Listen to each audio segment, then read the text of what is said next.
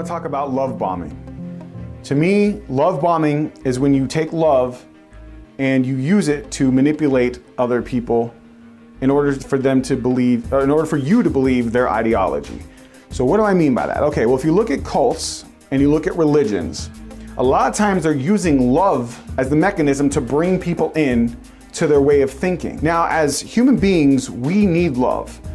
Biologically, we've shown, and research has actually shown, that love is a very, very important thing to us. In fact,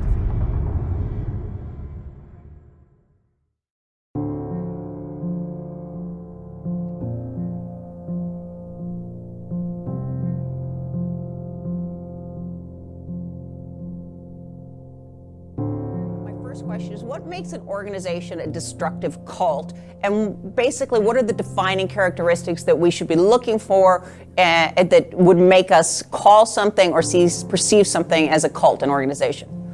Well, first of all, I think you've hit on something, which is if a group is not destructive, if they don't hurt people, they might be unusual, they might be eccentric, but who cares?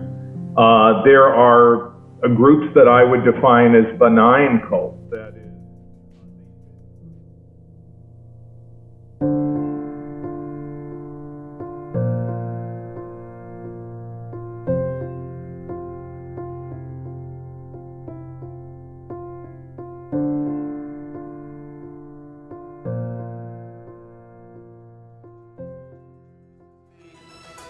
this is the primary air filter of the Model X.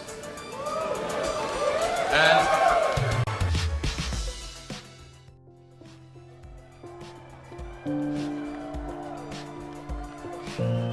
he's incredibly genius. He's just created the most amazing car on the planet.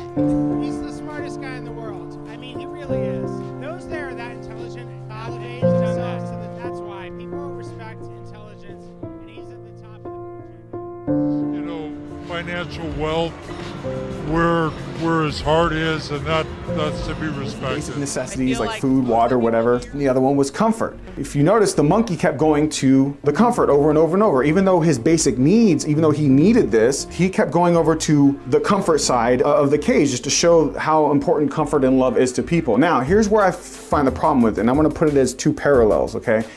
I want you to look at it as a representation of like when you're in a relationship and when you're within a cult and a religion, okay? So let's take the relationship for a minute. A lot of times people get into bad relationships, especially people that don't value themselves or love themselves enough. What they do is they find people to give them the validation, that love, and sometimes they're not actually finding people that are actually good for them all the time. They're just finding people that are going to appeal to their basic love triggers and love mechanisms. And oftentimes that person is now using love against that person. That person is now controlling that person. And that person has a really hard time seeing the controls that are happening within that relationship. And you know, there's a lot of times you can talk to this person and say, hey, look, this may not be the best thing for you, especially if it becomes violent, and especially if it becomes detrimental to their health, and yet sometimes they still can't see it because they're caught up in that. Apple products are the best, and they're very user-friendly. When you hear your friends make that statement, do you ever question it? Even though you disagree, you keep your mouth shut because you don't want to be an outcast. That's conformity. When conformity within a group leads to dangerous results, it's called groupthink. So let's go back to cults and religions. A lot of times you obviously know that a lot of ways they pull these people into their thinking is using love. That the group leaders or the people within the group make you feel love, make you feel like you're a part of a community. There's that social bonding, there's that need to feel like you're a part of something, which is normal. We're social creatures, we need that. So a lot of times you get into that thinking and it feels like this is your new family, and they feel like, wow, you know, these people are really caring people. They keep talking about love and how important it is to help one another. It's tapping into your emotional reasoning, okay, for you to feel like that the group is actually there to help you, okay? Now, we also have things beyond that, the supernatural, that we perceive to think that they love you, okay? Like, for example, people say, well, God loves you. It's always about the supernatural. Even in UFO cults, I always hear all the time that like the Palladians are here, or the UFOs are here because they're watching over us because they love you, or that God loves you and that's why he's watching over watching over everything that you're doing, okay? It's appealing to your basic emotional instincts that if you realize probably started when you were a child, the first instinct you have was that authority figure, whether it's your parents or grandparents or aunt or whoever, whether or not they gave you sufficient amount of love. I think it's that parenting thing that makes us biologically adapted to wanting to feel like we're protected and loved and cared for. And I think that's a reasonable feeling. There's nothing wrong with that, wanting to feel that from the world and from yourself. Sometimes people, when they feel this way though, they have a very hard time thinking outside of themselves or thinking outside of the groupthink mentality. And just like when you're in that relationship and something's happening to you, they're not thinking in a logical manner. You try to tell them, hey, look, maybe this isn't the best idea. Maybe these aren't good ideas. They have a cognitive bias to it because, and I think one of them that creates it is that emotional cognitive bias of saying, oh, no, these people love me. This is love. This is what I need to feel. It's a disconnect from that. It's like, wait a minute, I thought this was love. But sometimes what we're perceiving to be love may not actually be real.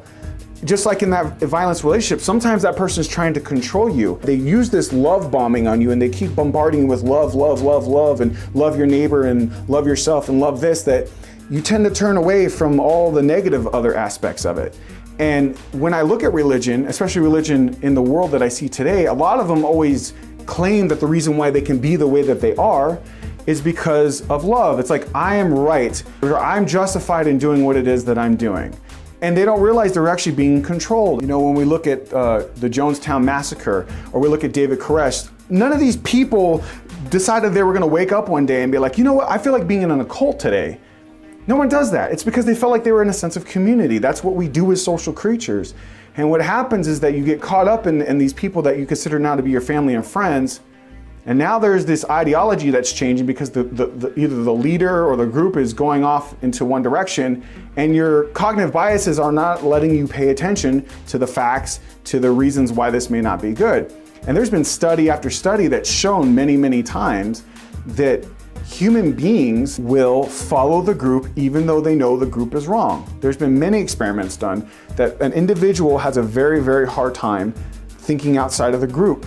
Even when it's wrong. Well, think about it. When you're adding love, they're manipulating your basic instincts for love to keep you confined within that group, and you have a hard time thinking outside of it. And so my concern is that people are going to make really bad decisions within these groups because they're not thinking logically, because they're letting their emotions get to them. And I guess the same thing could be said in relationships when you're not thinking clearly too. So my advice is that anytime you're in a system that you feel like people are love bombing you over and over and over again, think about it. Think about what's going on in that mentality. We all need love. We all need to feel like we're a sense of community.